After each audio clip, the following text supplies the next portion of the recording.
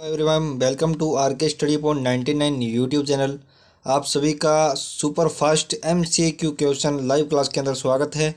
तो भाई इसके अंदर हम MCQ क्वेश्चन जो कि बोर्ड एग्ज़ाम के लिए बहुत ही महत्वपूर्ण होने वाले हैं और इसके अंदर हम जो है इम्पोर्टेंट जो MCQ क्वेश्चन है वो हम करेंगे। ठीक है, आपको जो है साथ साथ में आंसर देने हैं। वैसे तो हम इसके अंदर आंसर लिख रखे हैं, यानी कि उत्तर जो है साथ साथ में दिए हुए हैं, लेकिन आपको जो है पहले जो है जैसे प्रश्न बोला जाए तो आपको जो है उसका आंसर देना है। ठीक है, तो इसके अंदर हमारा पहला प्रश्न है, शीत युद्ध का चरम बिंदु था भाई बर्लिन की दीवार बनाया जाना या बर्लिन की दीवार का गिराया जाना या क्यूबा मिसाइल संकट या दूसरा विश्व युद्ध। तो सी होगा, यानी कि क्यूबा मिसाइल संकट जो है शीत युद्ध का चरम बिंदु जो है क्यूबा मिसाइल संकट को कहा जाता है। ठीक है, प्रश्न नंबर हमारा 2 है कि क्यूबा मिसाइल संकट के समय सोवियत संघ के नेता थे। तो John F Kennedy, Nikita Khrushchev या यानी कि फिदेल कास्त्रो, इनमें से कोई नहीं। ठीक है, तो इनमें से बताना है क्यूबा मिसाइल संकट के समय सोवियत संघ के नेता थे। तो आप सभी को पता है भाई, राइट आंसर यानी कि बी है, निकिता खुश्चेव। ठीक है, खुश्चेव होगा इसका ना, यानी कि यहाँ पे लिख रखा है खुश्चेव, ये नहीं है। ठीक है, खुश्चेव होगा यानी। ठीक है, उसके बाद अगला प्रश्न देखिए, अमेरिका की खुफिया एजेंसी का नाम क्या था? RAW या CIA या CAI या CBI। तो भाई जो है इसका आंसर यानी कि है CIA। ठीक है, CIA इसका जो है राइट आंसर हो जाएगा। अगला प्रश्न देखिए, क्यूबा मिसाइल संकट कब हुआ? 1960 के अंदर हुआ, 1961 के अंदर हुआ या 1962 के अंदर हुआ या 1963 के अंदर हुआ? राइट आंसर आपको कमेंट में बताना है, फटाफट से जो है इसका आंसर दीजिएगा।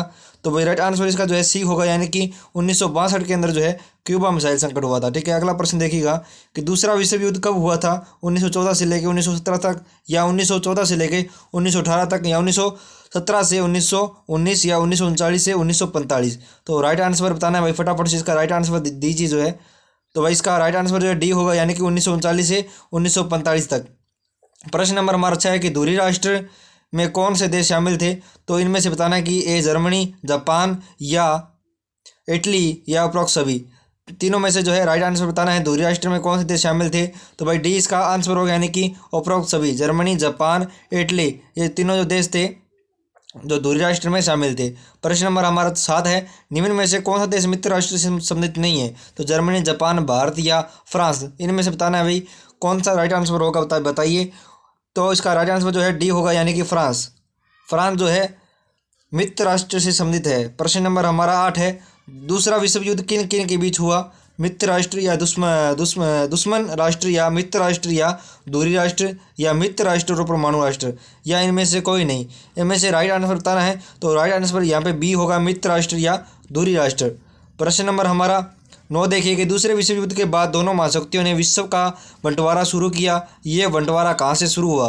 तो इनमें से हमें राइट आंसर बताना है, यानी कि अफ्रीका, यूरोप या एशिया या इनमें से कोई नहीं। तो राइट आंसर बी होगा, यानी कि यूरोप।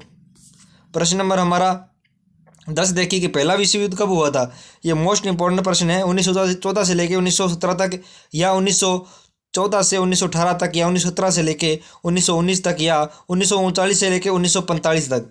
तो राइट आंसर बी होगा, यानी कि 1914 से लेके 1918 तक जो है विश्व युद्ध, यानी कि पहला विश्व युद्ध जो है शुरू हुआ था। ठीक है, यानी कि पहला विश्व युद्ध हुआ था। प्रश्न नंबर हमारा 11 नंबर प्रश्न देखिए कि नाटो की स्थापना कब हुई? 1945 में, 1949 में या 1950 में या 1955 में? तो भाई 20 का राइट आंसर होगा, यानी कि 1949 में जो है नाटो की स्थापना हुई थी।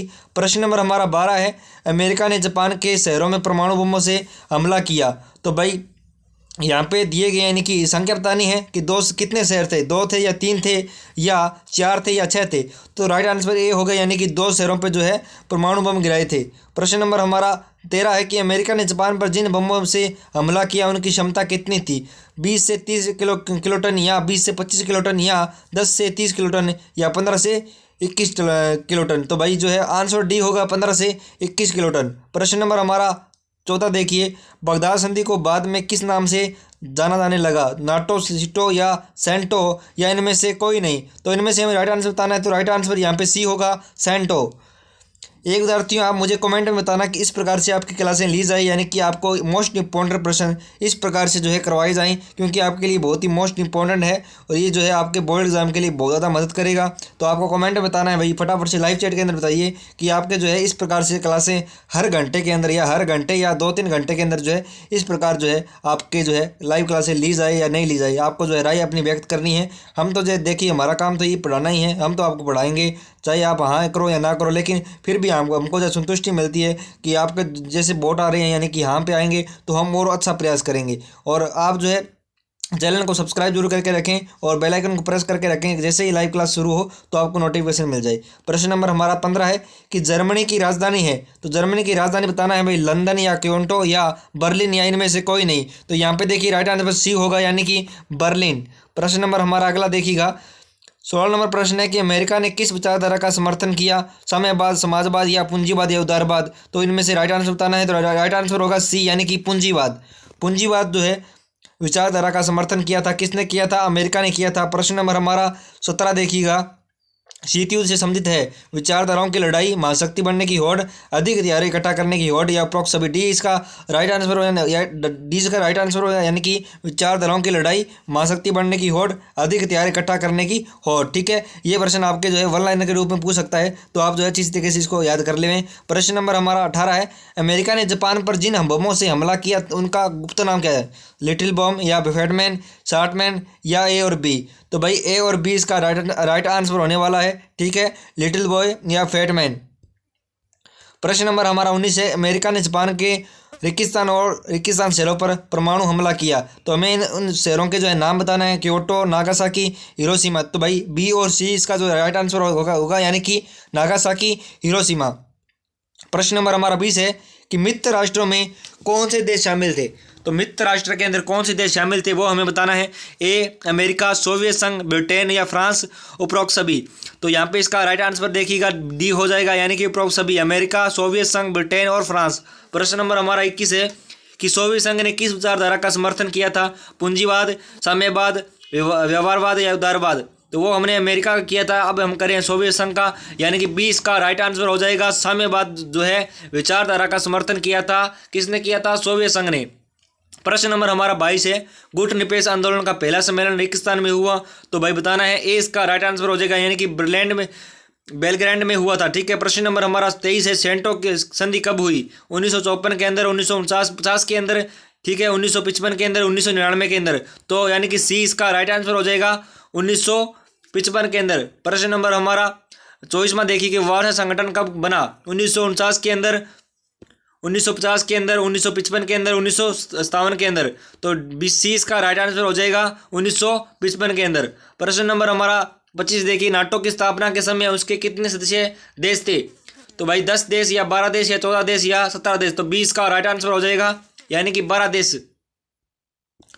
प्रश्न नंबर हमारा 26वां है, गुट निरपेक्ष आंदोलन का 14वां सम्मेलन में कितने सदस्य देश शामिल हुए, तो इनमें से बताना है 116 देश या 110 देश या 120 देश। तो यहाँ पे देखिएगा ए इसका राइट आंसर हो जाएगा 116 देश।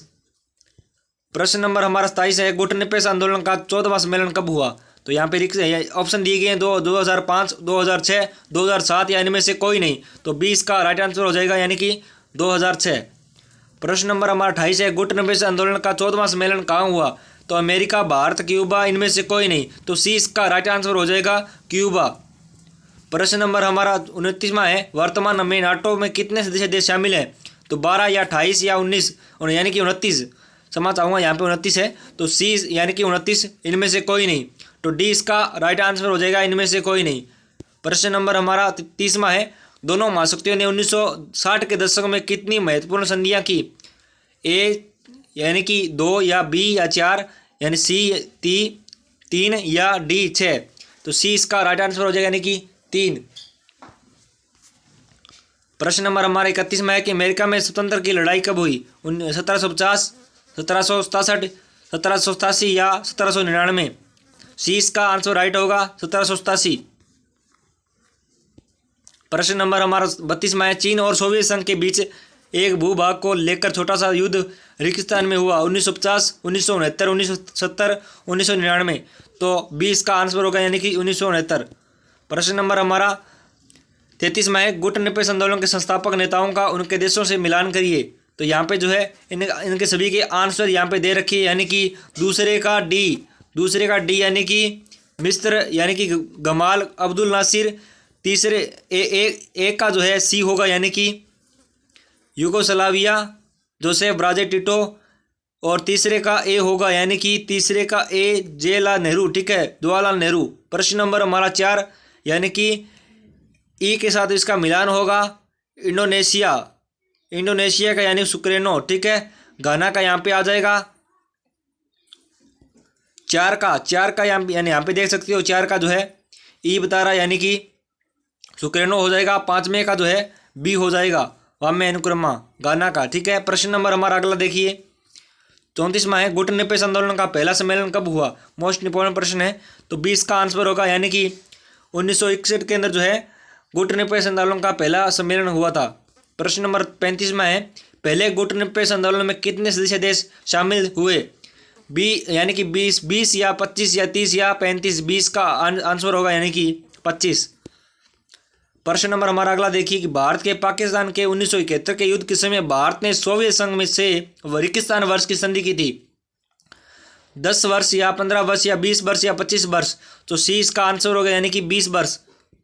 प्रश्न नंबर हमारा 37वां है कि निम्न में से किसका संबंध वार्षा संधि से नहीं है। पोलैंड, रोमानिया, सोवियत संघ या फ्रांस। डी इसका आंसर होगा यानी कि फ्रांस से जो है संबंध वार्षा संधि से नहीं है। प्रश्न नंबर हमारा 38वां है निम्न में से किसका संबंध नाटो संधि से नहीं है। स्पेन, ब्रिटेन, पुर्तगाल, फ्रांस, सभी।